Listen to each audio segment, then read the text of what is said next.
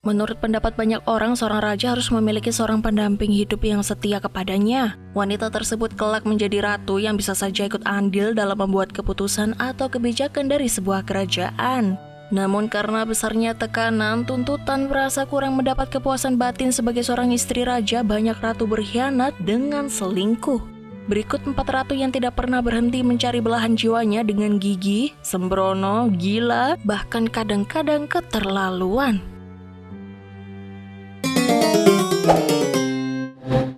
Ratu Victoria. Victoria masih berusia 18 tahun ketika dia mewarisi takhta kerajaan Inggris. Tak lama setelah itu, dia menikahi Pangeran Albert. Kehidupan rumah tangga mereka bahagia dan keduanya sangat aktif. Konon hal tersebut dikarenakan ketidakseimbangan hormon antara pasangan ini. Ratu memiliki hasrat selera seksual yang tak terpadamkan sebanding dengan nymphomania. Dia tidak bisa mendapatkan kepuasan yang cukup dari suaminya. Setelah kematian Albert pada tahun 1861, Victoria selalu cemberut dan selalu mengenakan pakaian serba hitam selama sisa hidupnya.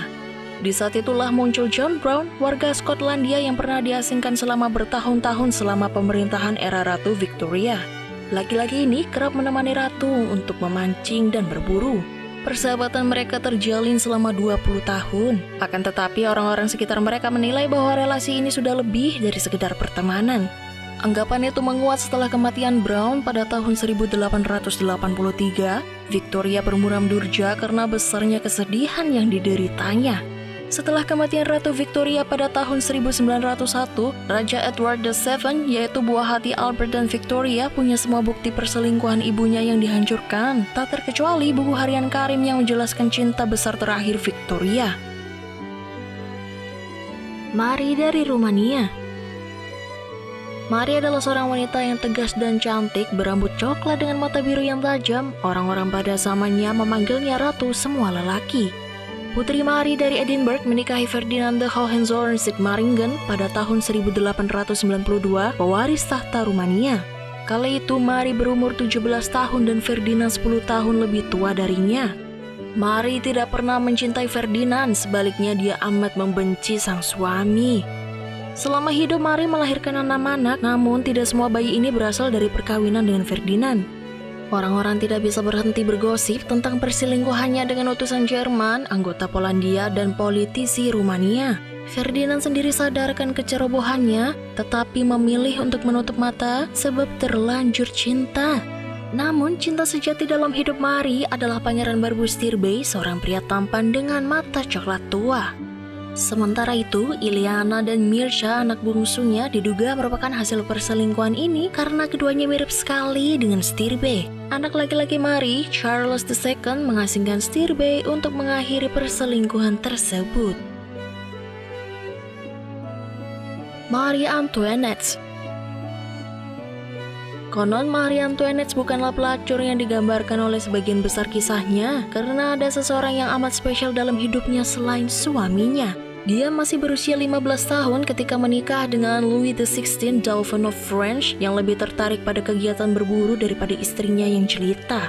Namun disinilah letak kesalahan Louis. Ia tidak pernah tahu bahwa sang ratu kerap berpesta pora, foya-foya, dan menjalin hubungan asmara rahasia. Mary bertemu dengan tentara Swedia, Hans Axel von Vexen, di sebuah pesta di Paris, ketika Mary masih menjadi istri sah Louis XVI, Dauphin of France. Tidak ada yang bisa mengatakan dengan pasti apakah cinta mereka benar adanya, tetapi korespondensi rahasia kerajaan menulis kasih sayang mereka amat besar antara satu sama lain.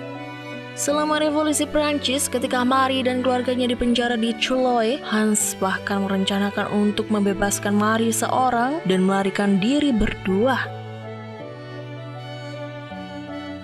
Marguerite Valois.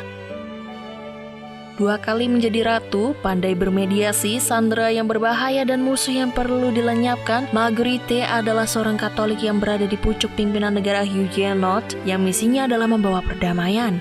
Parasnya yang sangat menggoda dan menjadi kebanggaan keluarga, Marguerite tidak pernah patah arang untuk urusan hati. Dia membenci pernikahannya dengan Henry III of Navarre.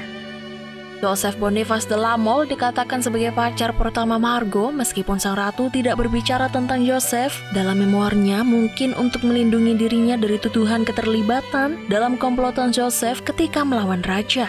Sampai pada tahun 1580 ketika Margot berumur 27 tahun, dia jatuh cinta pada Jacques Harley, Seigneur de Zonvalo, matahari yang tampan.